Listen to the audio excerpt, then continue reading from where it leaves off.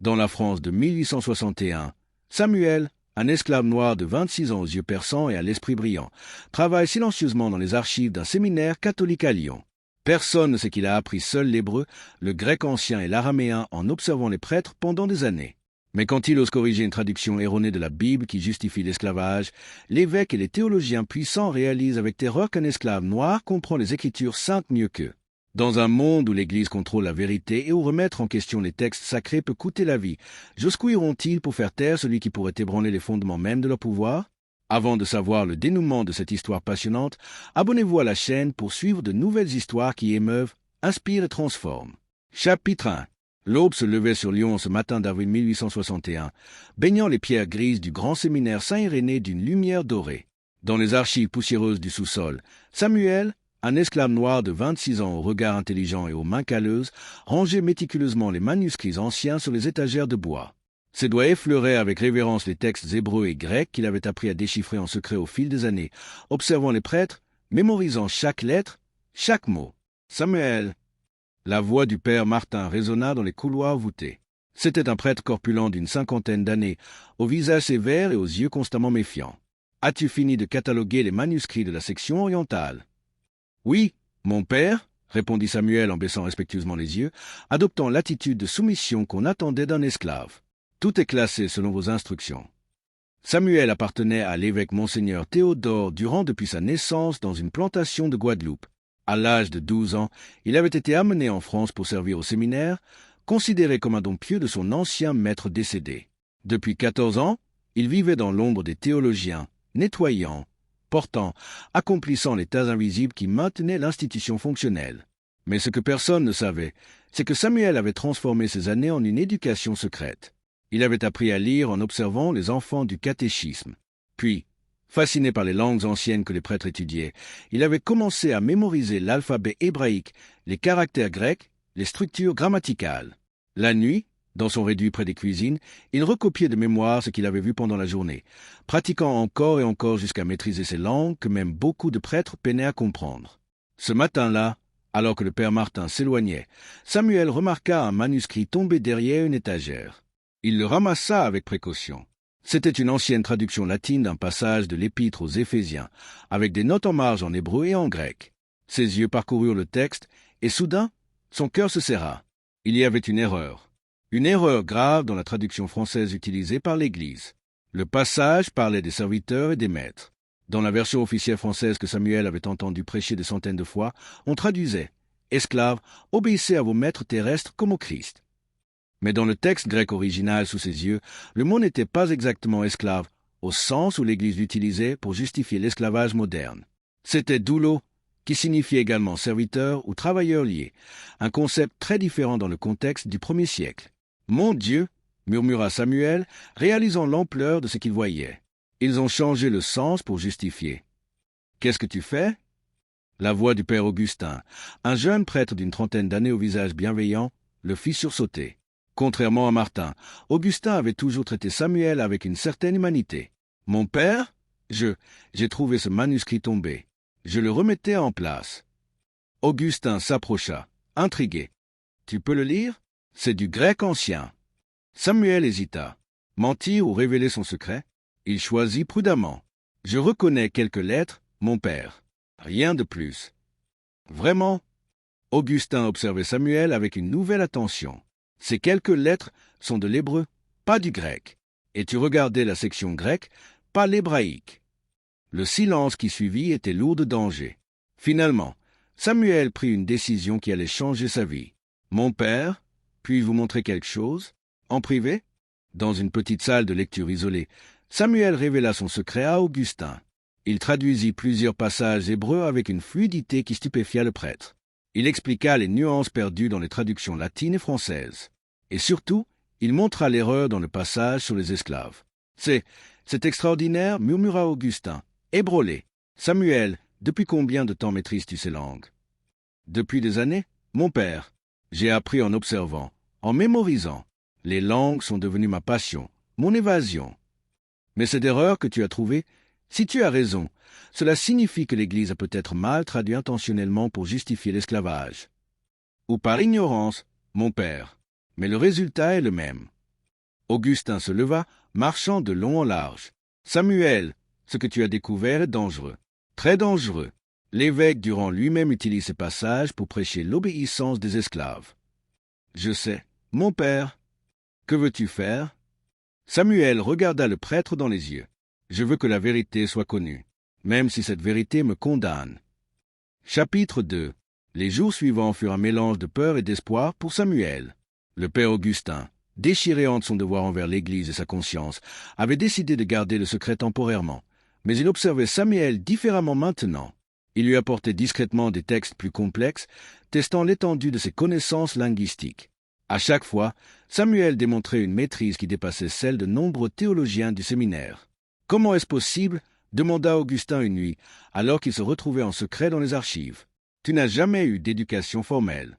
Comment un esclave peut-il surpasser des hommes qui ont étudié pendant des décennies ?»« Peut-être, mon père, répondit Samuel doucement, parce que pour moi, ces langues ne sont pas qu'un sujet académique.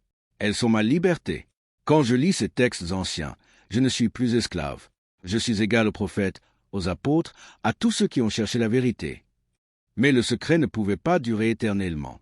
Un matin, l'évêque Durand convoqua une réunion extraordinaire de tous les prêtres du séminaire.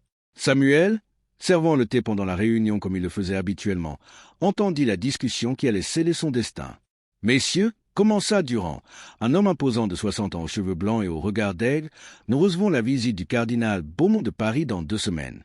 Il vient inspecter nos traductions des évangiles pour la nouvelle édition française. Notre réputation théologique est en jeu. » Le père Martin intervint. « Excellence, nos traductions suivent fidèlement la Vulgate latine. Il n'y a aucun problème. »« Vraiment ?» La voix du père Augustin surprit tout le monde. « Excellence, si je puis me permettre, j'ai récemment découvert que certaines de nos traductions pourraient être améliorées. Il y a des nuances dans les textes grecs et hébreux originaux qui ne sont pas parfaitement rendus. » Durand fronça les sourcils. « Augustin, vous êtes un excellent prêtre, mais vos connaissances en langues anciennes sont limitées. Sur quoi basez-vous cette affirmation ?» Augustin hésita, puis regarda Samuel qui se tenait silencieusement dans un coin. « Excellence, j'ai découvert que Samuel possède des compétences linguistiques remarquables. Il pourrait nous aider à vérifier nos traductions. » Le silence qui tomba sur la salle était glacial. Tous les regards se tournèrent vers Samuel. L'évêque se leva lentement, son visage exprimant une incrédulité mêlée de colère. « Vous plaisantez, Augustin ? Un esclave qui nous aiderait avec les Saintes Écritures ? Excellence, laissez-moi vous montrer. » Augustin fit signe à Samuel d'approcher. Samuel lit ce passage. Il tendit un manuscrit en hébreu. Samuel sentit tous les yeux sur lui. Ses mains tremblaient légèrement en prenant le manuscrit. Puis, d'une voix claire et assurée, il commença à lire en hébreu, puis traduisit en français avec une fluidité qui stupéfia l'assemblée. Le père Martin bondit de sa chaise. « C'est de la sorcellerie. Un esclave noir qui lit l'hébreu ? Impossible. »« Ce n'est pas de la sorcellerie, » dit calmement Samuel, trouvant soudain un courage qu'il ne savait pas posséder. « C'est de l'étude, de la patience et de l'amour pour la parole de Dieu. » Excellence, il se tourna vers Durand. « Je peux vous montrer plusieurs passages où nos traductions actuelles ne rendent pas justice au texte original. »« Oserez-vous suggérer, » dit Durand d'une voix dangereusement calme, « que l'Église se trompe ? » ?»« Non, Excellence. Je suggère que les hommes, même les plus pieux, peuvent faire des erreurs, et que la vérité mérite d'être cherchée, même si elle nous dérange. » Ce qui suivit fut une session extraordinaire où Samuel, sous le regard méfiant de nombreux prêtres, démontra ses connaissances. Il corrigea les traductions, expliqua les contextes historiques, révéla des nuances perdues. Certains prêtres étaient fascinés. D'autres, comme Martin, étaient furieux. Finalement, Durand leva la main pour le silence. « C'est troublant. Samuel, comment un esclave a-t-il appris tout cela ? » En écoutant, Excellence, en observant, en mémorisant, pendant 14 ans. Et pourquoi n'avez-vous jamais révélé ce talent ? Parce qu'un esclave qui sait lire est déjà dangereux. Un esclave qui lit les Saintes Écritures et peut les interpréter, je savais que ce serait inacceptable. Durand resta silencieux longuement. Puis il dit, « Vous aviez raison d'avoir peur. Mais maintenant que votre secret est révélé, nous devons décider quoi faire de vous. Cette réunion est terminée. Samuel, vous êtes confiné à votre chambre jusqu'à nouvel ordre. » Alors qu'on l'emmenait, Samuel croisa le regard d'Augustin. Le jeune prêtre avait les larmes aux yeux, réalisant peut-être qu'il avait condamné l'homme qu'il voulait aider. Chapitre 3. Les semaines qui suivirent furent les plus sombres de la vie de Samuel. Confiné dans un petit réduit sans fenêtre, il ne voyait personne sauf un vieux frère qui lui apportait du pain et de l'eau une fois par jour. Pas de livres, pas de papier, pas de contact humain. L'évêque Durand avait ordonné son isolement total pendant qu'il décidait de son sort. Mais dans cette obscurité forcée, Samuel découvrit quelque chose d'étrange. Sa mémoire des textes sacrés était si précise qu'il pouvait les réciter mentalement, mot pour mot. Il passait ses journées à voyager mentalement à travers les Écritures, les analysant, les comprenant plus profondément que jamais. L'isolement qui devait le briser devenait paradoxalement une retraite spirituelle intensive. Un soir, la porte s'ouvrit de façon inattendue. C'était le père Augustin, portant une lanterne, l'air hagard. « Samuel, je suis désolé. Je n'aurais jamais dû révéler ton secret.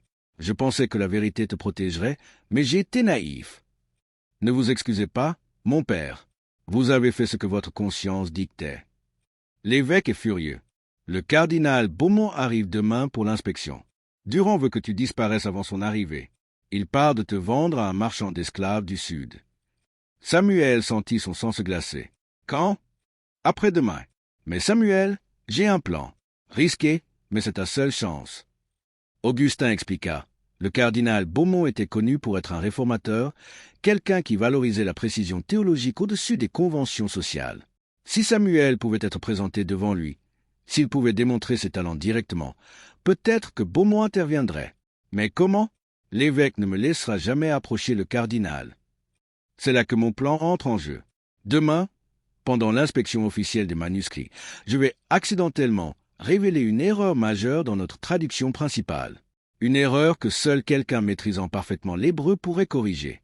Je dirai que nous avons consulté plusieurs experts sans résolution. Si le cardinal insiste pour rencontrer l'expert qui a trouvé la solution, ce sera moi, mais l'évêque refusera. Pas si le cardinal l'exige. Beaumont est têtu et curieux. Si je présente bien les choses, il voudra absolument te rencontrer. Vous risquez votre carrière, mon père. Je risque mon âme si je reste silencieux face à l'injustice. Et c'est bien plus précieux qu'une carrière. Le lendemain, Samuel attendit dans son réduit, priant silencieusement. Il entendit l'arrivée du cardinal, les voix étouffées des cérémonies officielles. Puis, des heures plus tard, des voix en colère se rapprochèrent. C'est absurde, Durand. La voix du cardinal, Beaumont raisonnait avec autorité. Vous me dites qu'un passage crucial est mal traduit depuis des décennies, qu'un expert l'a découvert, et vous refusez que je le rencontre? Quelle est cette mystification? Votre éminence, ce n'est pas une personne appropriée pour. Je déciderai moi-même de ce qui est approprié. Où est cet expert? La porte du réduit s'ouvrit brutalement. Le cardinal Beaumont entra, suivi de Durand et Augustin. Beaumont était un homme de 50 ans, grand, au regard intelligent et scrutateur. Quand il vit Samuel, il s'arrêta net. Un esclave? Votre expert est un esclave? Votre éminence, commença Durand, c'est précisément pourquoi. Silence. Beaumont s'approcha de Samuel. Jeune homme, comment t'appelles-tu? Samuel, votre éminence. Le père Augustin dit que tu peux traduire l'hébreu et le grec. Est-ce vrai? Oui, votre éminence. Prouve-le. Beaumont sortit un manuscrit de sa soutane. Lis et traduis ceci. Samuel prit le manuscrit. C'était un passage complexe du livre d'Isaïe, en hébreu, avec des annotations en araméen. Il lut, traduisit, expliqua les nuances, les contextes historiques, les multiples niveaux de signification. Pendant 10 minutes, il parla, et Beaumont écouta avec une attention croissante. Quand Samuel finit, le cardinal resta silencieux un long moment. Puis il se tourna vers Durand avec une expression sévère. « Évêque Durand, combien d'hommes dans votre séminaire peuvent faire ce que cet esclave vient de faire? Votre éminence, ce n'est pas la question. Répondez. Aucun, votre éminence. Peut-être 2 ou 3 dans toute la France. Et vous pensiez qu'il était approprié de le garder enfermé dans un réduit? De le vendre? » Beaumont secoua la tête avec dégoût. « Samuel, veux-tu être libre? » Samuel sentit son cœur exploser. « Plus que tout, votre éminence. » « Alors tu le seras. À partir de maintenant, tu travailles pour moi. Je vais t'affranchir et t'employer comme traducteur officiel pour le Vatican. Durand, préparez les papiers immédiatement. Votre éminence, vous ne pouvez pas? Je peux et je le ferai. La vérité théologique est plus importante que vos conventions sociales. Cet homme est un don de Dieu. Chapitre 4. Les mois qui suivirent la libération de Samuel furent un tourbillon de changements si rapide qu'il avait parfois du mal à croire qu'ils étaient réels. Affranchi par décret du cardinal Beaumont et officiellement employé comme traducteur par l'Église, Samuel quitta Lyon pour Paris, où il fut installé dans un modeste appartement près de la cathédrale Notre-Dame. Sa première vraie maison, son premier salaire, sa première liberté véritable. Mais la liberté venait avec des défis inattendus. Nombreux étaient les prêtres et théologiens qui ne pouvaient pas accepter qu'un ancien esclave noir travaille sur les textes sacrés. Les regards méprisants, les commentaires murmurés, les tentatives subtiles de le discréditer étaient quotidiens.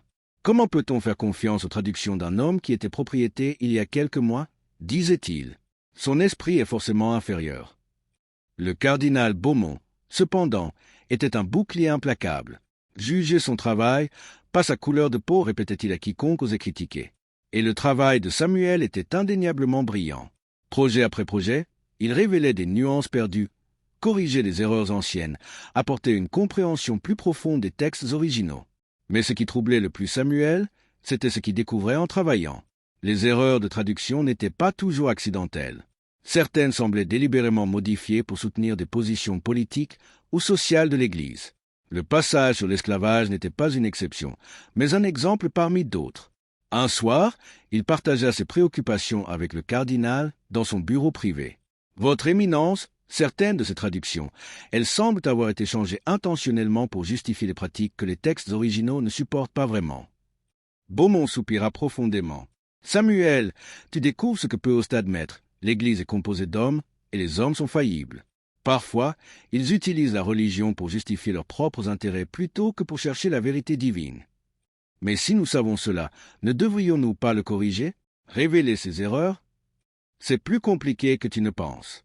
L'Église est une institution massive, avec des siècles de tradition. Changer de traduction officielle reviendrait à admettre des erreurs, à ébranler la foi de millions de fidèles. Donc nous perpétuons les mensonges? Non, nous travaillons lentement, prudemment, pour rapprocher nos traductions de la vérité. C'est pourquoi ton travail est si important. Mais Samuel, il y a des forces puissants qui résisteront à ces changements. Tu dois être préparé.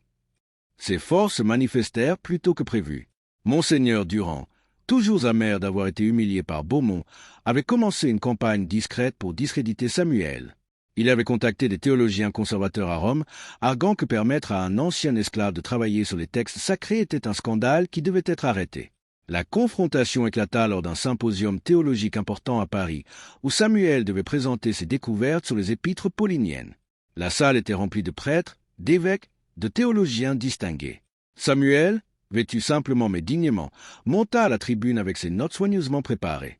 Mais avant qu'il ne puisse commencer, Monseigneur Durand se leva. « Éminence, Excellence, mes pairs, je proteste formellement contre cette présentation.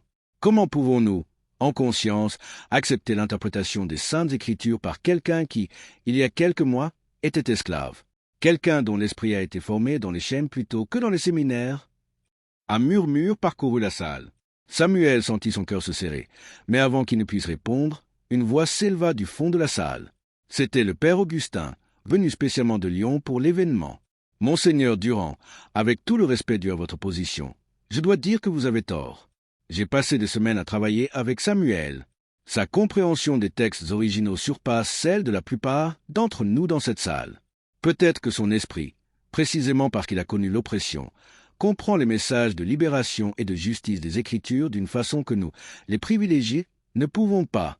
D'autres voix s'élevèrent, certaines en support, d'autres en opposition. Le débat menaçait de dégénérer en chaos quand le cardinal Beaumont se leva, imposant le silence par sa seule présence. « Messieurs, il y a un moyen simple de résoudre ce débat. Écoutons la présentation de Samuel. Jugeons son travail sur ses mérites, pas sur sa couleur de peau ou son passé. Si ses arguments théologiques sont faibles, nous les rejetterons. S'ils sont solides, nous les accepterons. C'est ainsi que la vérité doit être cherchée. » Samuel, les mains tremblantes mais la voix ferme, commença sa présentation. Il expliqua comment certains passages de Paul sur les esclaves utilisaient en réalité des mots grecs qui avaient des significations plus nuancées. Comment le contexte historique du 1er siècle différait radicalement de l'esclavage moderne. Comment Paul, loin de soutenir l'esclavage, plantait en réalité les graines de son abolition, déclarant qu'en Christ, il n'y a ni esclave ni homme libre. La salle était silencieuse, captivée. Même Durand ne pouvait pas nier la rigueur académique de l'argumentation. Quand Samuel finit, les applaudissements furent longs et sincères. Après le symposium, Samuel était épuisé mais exalté. Le cardinal Beaumont le félicita chaleureusement. « Tu as gagné aujourd'hui, Samuel. Pas seulement un débat théologique, mais quelque chose de plus important, le respect. Merci, votre éminence. Mais combien d'autres batailles devrais-je mener? Autant qu'il le faudra. C'est le prix de la vérité. » Dies chapitre 5. Les années qui suivirent le symposium mémorable de Paris transformèrent profondément et durablement non seulement la vie personnelle de Samuel, mais aussi, progressivement et inexorablement, la façon dont l'Église catholique elle-même abordait les questions extrêmement complexes et politiquement sensibles de traduction biblique, d'interprétation théologique et de justice sociale. Le travail extraordinairement méticuleux et rigoureux de Samuel, soutenu inébranlablement et publiquement par le cardinal Beaumont, qui était devenu comme un père spirituel et intellectuel pour lui, gagna lentement mais absolument sûrement le respect même de ses plus féroces et acharnés détracteurs initiaux qui avaient juré amèrement de le détruire professionnellement et personnellement. Ses traductions précises, érudites et révolutionnaires et ses interprétations théologiques profondément réfléchies furent incorporées progressivement mais systématiquement dans plusieurs nouvelles éditions officielles françaises des Écritures saintes, chacune marquant un pas symbolique mais profondément significatif vers une plus grande fidélité rigoureuse et honnête aux textes originaux hébreux, grecs et araméens. Les erreurs que Samuel identifiait avec une précision presque chirurgicale n'étaient absolument pas de simples questions académiques abstraites intéressant seulement quelques érudits isolés. Elle touchait directement à des doctrines fondamentales qui affectaient concrètement et quotidiennement la vie de millions de personnes à travers le monde catholique. Et Samuel le savait profondément, portant ce fardeau de responsabilité avec une gravité qui ne le quitta jamais. Chaque mot compte énormément, disait-il souvent avec une intensité passionnée à ses étudiants dévoués dans les cours privés qu'il commença à donner régulièrement dans son appartement parisien modeste mais rempli de livres précieux. Un seul mot mal traduit, que ce soit par ignorance ou par malveillance, peut justifier théologiquement des siècles entiers d'oppression horrible ou au contraire inspirer des générations successives vers la libération et la justice. Nous portons une responsabilité absolument sacrée envers la vérité divine. Nous sommes les gardiens de la parole, et ce rôle nous oblige à une honnêteté intellectuelle totale, même quand cette honnêteté menace nos propres intérêts ou conforte nos ennemis. En 1865, 4 ans exactement après sa libération miraculeuse qui avait changé le cours entier de sa vie et ouvert des possibilités qu'il n'aurait jamais osé imaginer dans ses années d'esclavage, Samuel reçut une lettre officielle qui le fit littéralement trembler de tout son corps, une invitation formelle à Rome elle-même, le cœur battant de l'Église catholique, pour présenter son travail révolutionnaire devant une commission pontificale extraordinairement prestigieuse et influente chargée spécifiquement de réviser les traductions officielles utilisées dans toute l'Église catholique mondiale.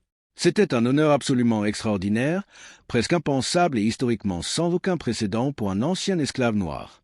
Quand il montra la lettre avec des mains tremblantes au cardinal Beaumont dans le bureau privé du prélat, le vieil homme, maintenant âgé de 59 ans mais vieilli prématurément par les luttes politiques incessantes, pleura ouvertement de joie pure et reconnaissante, ses larmes coulant librement sur ses joues ridées. « Tu vois, Samuel ?» dit-il d'une voix brisée par l'émotion, serrant les mains de Samuel dans les siennes. « Tu vois ce que Dieu peut faire? Il a des plans mystérieux que nous, pauvres mortels limités, ne pouvons même pas commencer à imaginer. Il t'a amené miraculeusement de l'esclavage le plus abject au Vatican lui-même, au cœur même du pouvoir spirituel de la chrétienté. Qui aurait pu le prédire il y a seulement 4 ans? Qui aurait osé le rêver?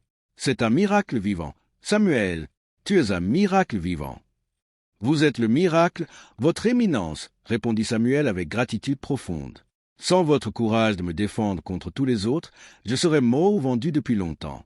C'est votre foi en la vérité qui m'a sauvé. » Non, mon fils, c'est Dieu qui nous a tous deux utilisés pour son dessein. Je n'ai été qu'un instrument, tout comme toi. Mais maintenant, tu dois te préparer. Rome ne sera pas facile. Il y aura des théologiens là-bas qui te testeront cruellement, qui chercheront la moindre faille dans ton argumentation pour te discréditer. Tu dois être parfait.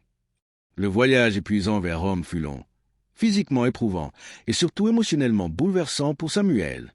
Chaque kilomètre parcouru en diligence puis en train lui rappelait avec une clarté presque douloureuse le chemin absolument incroyable qu'il avait fait depuis le réduit humide et obscur du séminaire de Lyon où il avait été emprisonné.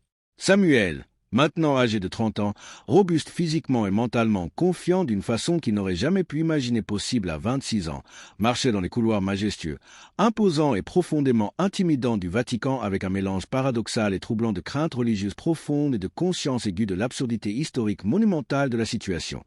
Un homme qui avait été légalement, officiellement, considéré comme propriété mobilière, comme un objet, commercial sans âme ni droit, consultait maintenant le Saint-Siège lui-même sur l'interprétation correcte des Saintes Écritures divines elles-mêmes. La présentation intensive et exténuante à Rome dura 3 jours complets extraordinairement intenses, exigeants et mentalement épuisants.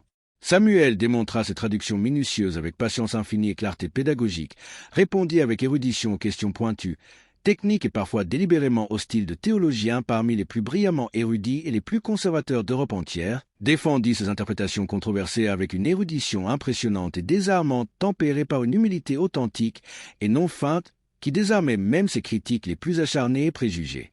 Il expliqua méthodiquement, patiemment, comment certains passages pauliniens sur les esclaves dans les épîtres aux Éphésiens, aux Colossiens, et à Philémon utilisait en réalité le mot grec complexe doulo qui pouvait signifier serviteur volontaire, travailleur lié contractuellement, domestique personnel ou même métaphoriquement et spirituellement serviteur dévoué de Dieu, mais pas nécessairement, pas automatiquement, l'esclavage racial héréditaire, brutal et déshumanisant pratiqué massivement dans les colonies américaines et caribéennes modernes. Le contexte historique et linguistique est absolument tout, insistait-il patiemment face à des théologiens conservateurs qui résistaient farouchement à ces conclusions dérangeantes. Paul écrivait spécifiquement à des communautés chrétiennes du 1er siècle où l'esclavage était une institution économique temporaire et contractuelle, souvent limitée dans le temps, pas une catégorie raciale permanente, héréditaire et biologiquement déterminée.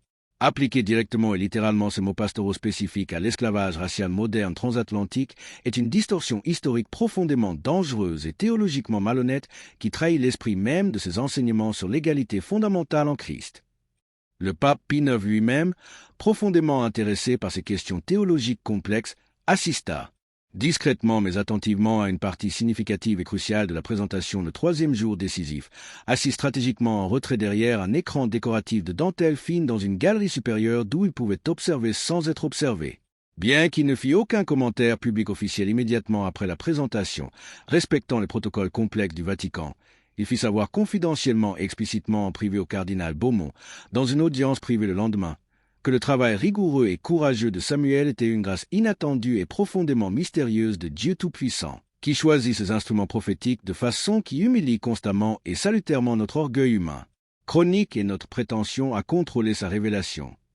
Mais ce qui émergea de plus important, de plus durable et de plus historiquement significatif de ces années cruciales et transformatrices n'était pas seulement les traductions techniques elles-mêmes, aussi précieuses et révolutionnaires soient-elles pour les érudits, mais leur impact progressif, cumulatif, irréversible et finalement irrésistible sur la position officielle et publique de l'Église catholique elle-même concernant l'institution horrible et déshumanisante de l'esclavage. Les passages bibliques que Samuel avait retraduits avec tant de précision philologique, d'érudition historique et d'honnêteté théologique ne pouvaient plus être utilisés aussi facilement, aussi cyniquement, aussi systématiquement pour justifier moralement et théologiquement la pratique horrible de l'esclavage moderne. Des prêtres progressistes et intellectuellement courageux à travers toute la France et même au-delà des frontières nationales, en Belgique, en Italie, en Espagne, commençaient activement et publiquement à incorporer ces nouvelles traductions révolutionnaires dans leurs sermons de plus en plus ouvertement et courageusement abolitionnistes.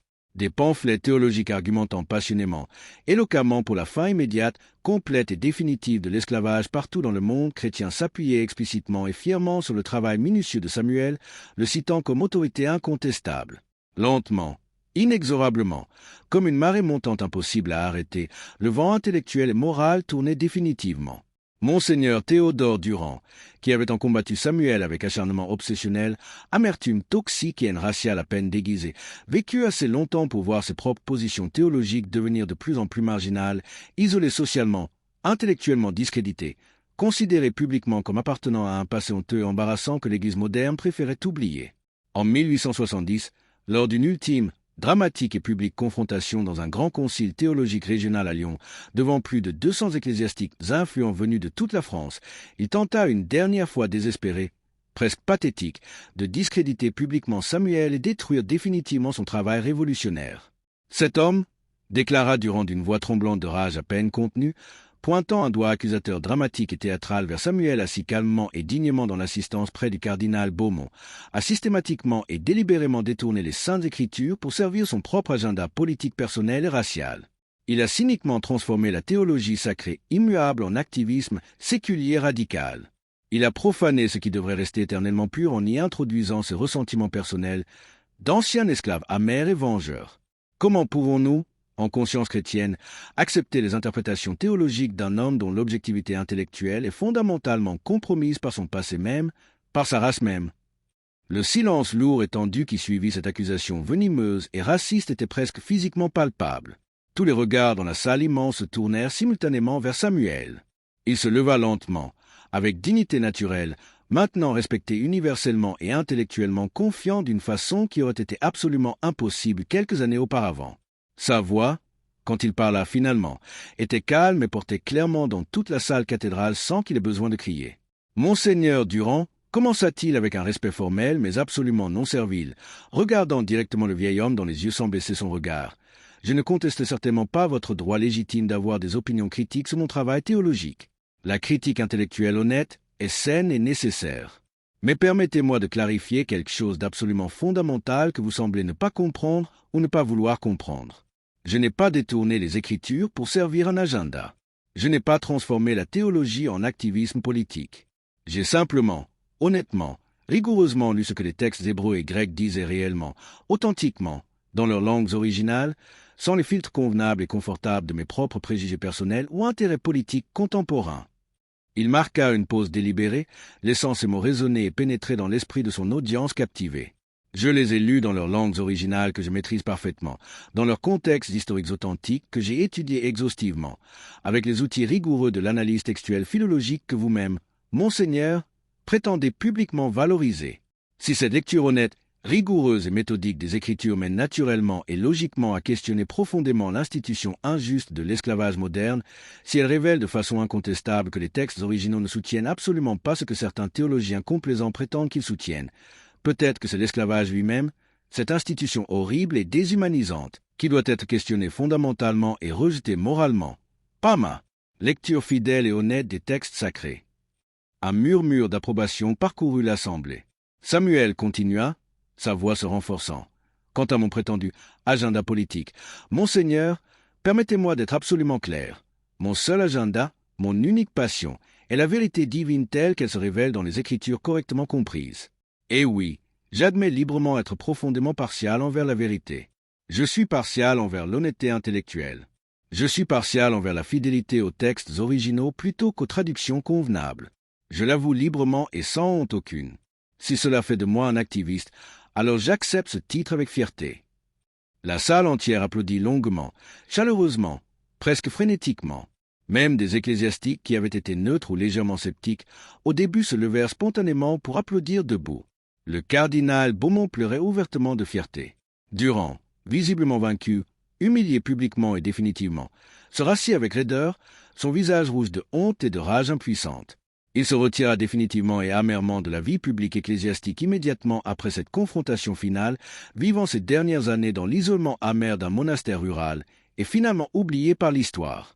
Sa défaite personnelle symbolisait puissamment le changement lent mais inexorable, irréversible et finalement triomphant des mentalités au sein de l'Église catholique elle-même. Samuel ne se maria jamais, malgré plusieurs propositions touchantes qui lui furent faites au fil des années par des femmes intelligentes et admiratives de son courage moral et de son intelligence exceptionnelle. Il consacra toute son formidable énergie intellectuelle, émotionnelle et spirituelle à son travail de traduction et d'enseignement passionné et dévoué. Il forma patiemment, généreusement une nouvelle génération entière de traducteurs bibliques sérieux, insistant toujours inlassablement sur l'importance absolument cruciale de lire les textes sacrés dans leurs langues originales hébraïques, grecques et araméennes, de comprendre profondément et nuancément les contextes historiques, culturels et linguistiques complexes, de ne jamais, au grand jamais, laisser la tradition ecclésiastique confortable ou la politique contemporaine déformer la recherche, honnête, rigoureuse et courageuse de la vérité divine. La tradition ecclésiastique mérite certainement le respect, enseignait-il patiemment à ses étudiants dévoués qui venaient de toute l'Europe pour étudier avec lui, mais absolument pas l'obéissance aveugle et non critique. Nous honorons authentiquement nos ancêtres théologiques en poursuivant la vérité avec encore plus de rigueur, plus d'honnêteté, plus de courage qu'ils ne l'ont fait, pas en répétant mécaniquement et paresseusement leurs erreurs par peur infantile de les offenser ou de remettre en question leur autorité. Le père Augustin, ce jeune prêtre extraordinairement courageux qui avait risqué sa carrière ecclésiastique prometteuse pour aider Samuel des années auparavant quand personne d'autre n'osait le faire, devint lui-même évêque respecté en 1875, puis cardinal influent en 1888. Il resta absolument toute sa longue vie l'un des plus ardents, éloquents, infatigables et efficaces défenseurs de l'abolition complète et immédiate de l'esclavage au sein de l'Église catholique française et européenne. Samuel m'a appris, disait-il souvent avec émotion dans ses homélies publiques et ses écrits théologiques largement diffusés, que la vérité divine n'appartient à aucune race particulière privilégiée, aucune classe sociale dominante, aucune institution humaine, aussi ancienne et vénérable soit-elle. Elle appartient exclusivement à Dieu seul, et il la révèle souverainement à qui il veut, quand il veut, comment il veut, souvent de façon qui nous choque et nous dérange. Notre devoir sacré n'est absolument pas de contrôler cette révélation divine pour notre confort ou notre intérêt, mais de l'écouter humblement, courageusement, même quand elle vient de sources que nous préférions instinctivement ignorer ou mépriser.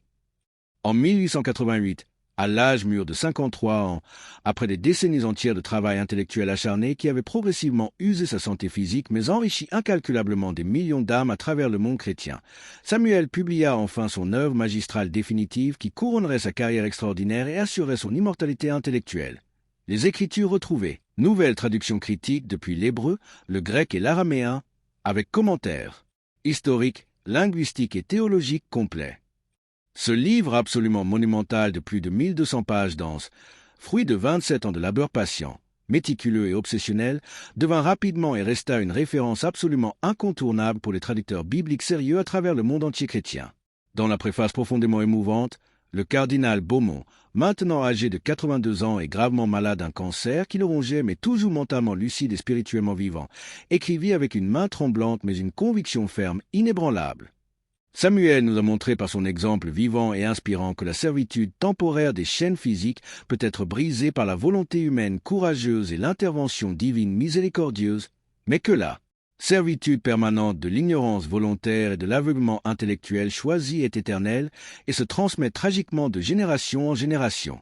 En libérant les saintes écritures de nos traductions imparfaites, biaisées et parfois délibérément malhonnêtes, il a contribué directement à libérer des millions d'âmes des chaînes intellectuelles et spirituelles que nous, l'Église institutionnelle, allions nous-mêmes honteusement forger pour maintenir notre pouvoir. Nous lui devons une dette morale et spirituelle que nous ne pourrons jamais pleinement rembourser.